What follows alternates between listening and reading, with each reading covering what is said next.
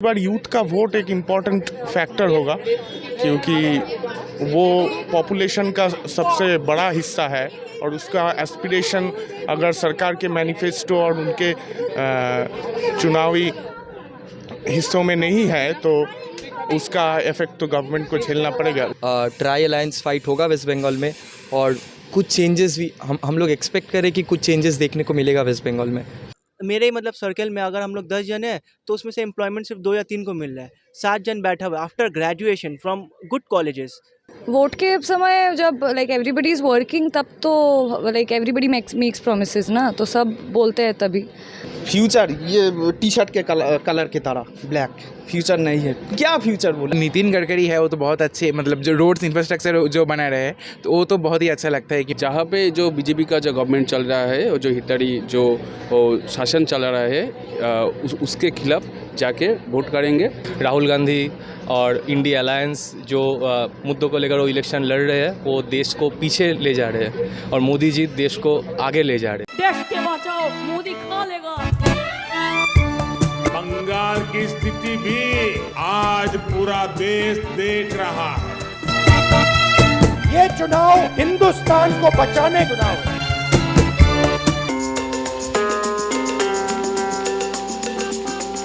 लोकसभा चुनाव जो हो रहा तो उसमें लगता है कि यूथ का एड्रेस किया जा रहा है, यूथ एजुकेशन को लेकर बात हो रही है, यूथ को लेकर बात हो रही है। यूथ को लेकर तो बात होनी चाहिए, उतना नहीं हो रहा है। जो पार्टी गवर्नमेंट में है सेंट्रल में वो यूथ के अनएम्प्लॉयमेंट, रोज़गार, बेरोज़गार, इससे ज़्यादा मंदिर मस्जिद हिंदू मुसलमान को लेकर पड़ी है। लेकिन फिर भी मुझे लगता है इस बार यूथ का वोट एक इम्पॉर्टेंट फैक्टर होगा क्योंकि वो पॉपुलेशन का सबसे बड़ा हिस्सा है और उसका एस्पिरेशन अगर सरकार के मैनिफेस्टो और उनके चुनावी हिस्सों में नहीं है तो उसका इफेक्ट तो गवर्नमेंट को झेलना पड़ेगा, जो ऑनगोइंग गवर्नमेंट है। ये बताओ, अभी तक का जो मोदी गवर्नमेंट का काम रहा 10 सालों का, उस काम से आप संतुष्ट हो ना कि कुछ बदलाव चाहते हो?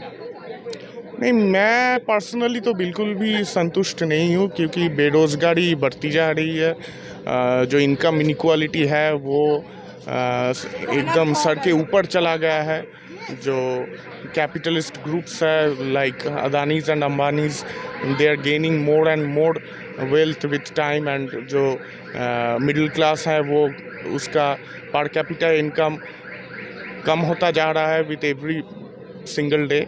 सो मैं बिल्कुल भी सेटिस्फाइड नहीं हूँ इस गवर्नमेंट से 10 साल में। तो आपको लगता है कि कोई इसका विकल्प है? मोदी का कोई विकल्प दिखाई देता है?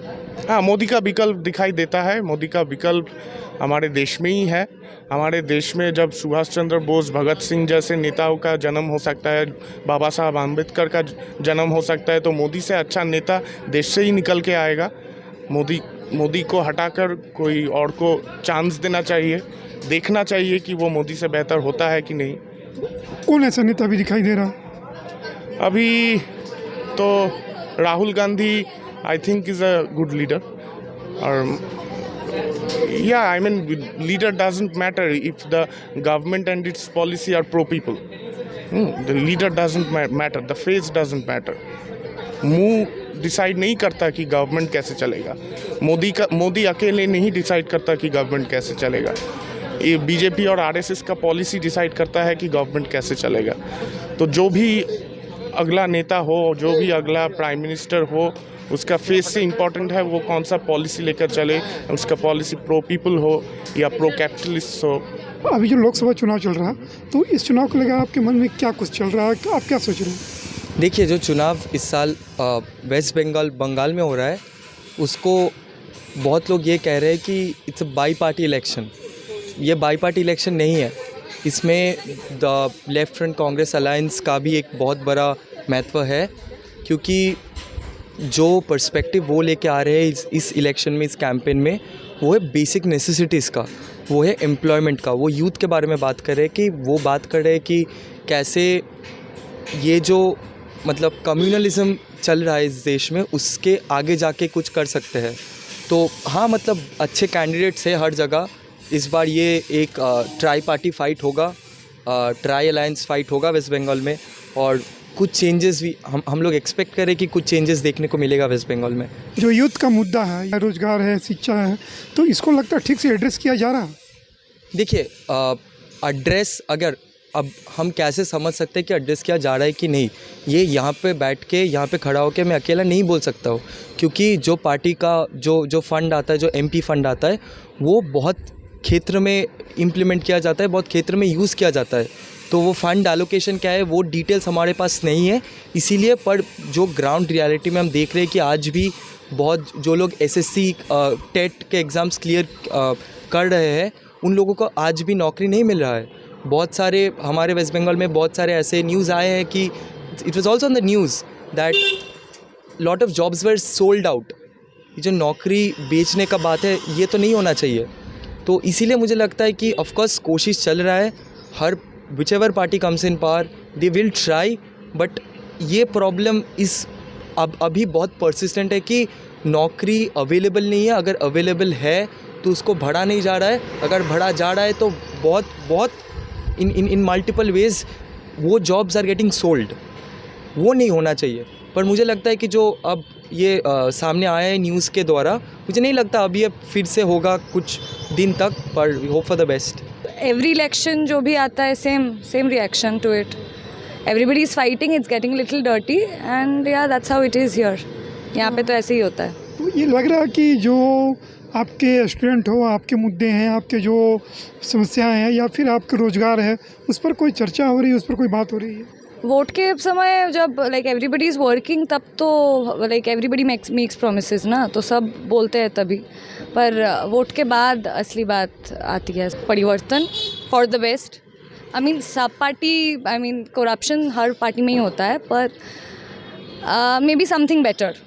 तो परिवर्तन के लिए कोई चेहरा आपको लगता है कि कोई पीएम दूसरा ऐसा है जिसको आप पीएम चाहती हो? राइट नाउ और कोई नहीं है, पर लेट्स सी।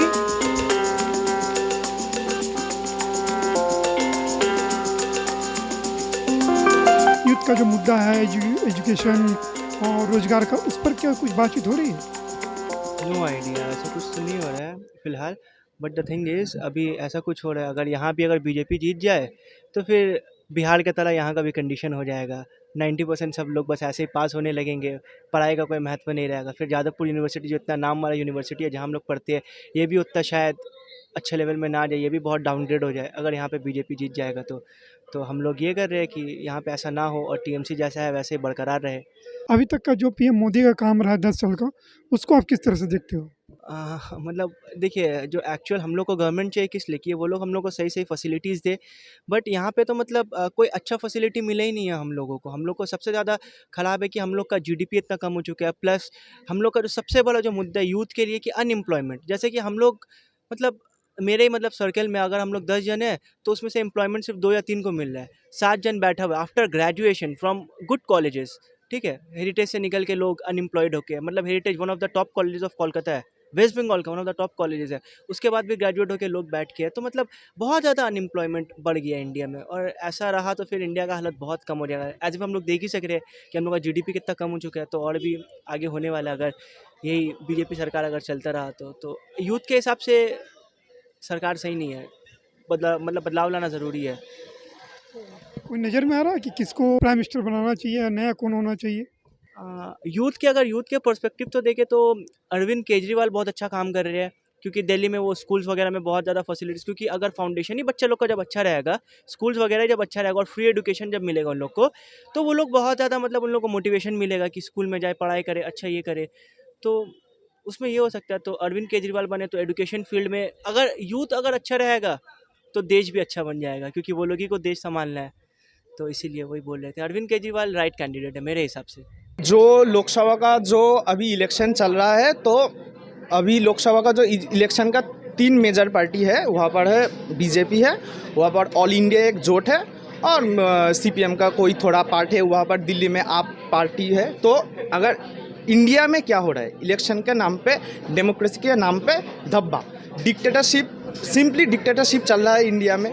हमारा जो सेंट्रल गवर्नमेंट है वो डिक्टेटरशिप चला रहा है। तो इस इलेक्शन का कोई बेसिस, कोई ज़रूरत ही नहीं है। हमारा कॉन्स्टिट्यूशन में लिखा है कि हमारा देश है sovereign country, socialist country, democratic country, Republic country, लेकिन ये जो फैसिलिटीज़ है वो इस देश में एकदम भी नहीं है। जब 2014 में बीजेपी सेंट्रल के पावर में आए थे तब तक लेके अब तक जो कर रहा है सब दिखता है। NRC, CAA, उसके बाद जो ये हिंदू का जो ये दलित का जो ये धर्म लेके भ्रष्टाचार चल रहा है, जो भी चल रहा है ये सब एक डिक्टेटरशिप ही चल रही है। कोई लोकतंत्र का कोई भी ये उत्सव नहीं हो रहा है, ये जब लोग दिखाने के लिए। हमारा जो नॉर्मल जो पीपल है, हमारे पास कोई ऑप्शन नहीं है।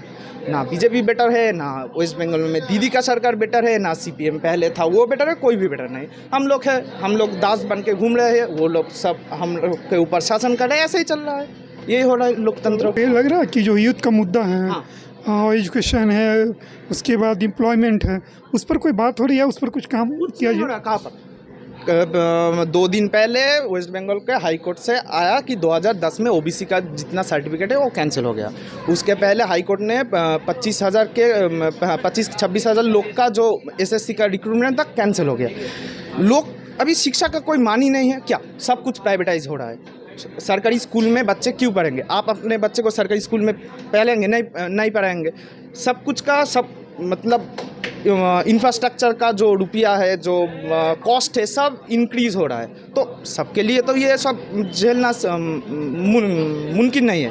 तो ऐसे ही क्या बोलूँ, शिक्षा भी ऐसे जा रहा है, बिजनेस भी जा रहा है, सब कुछ इकोनॉमी सब ख़त्म।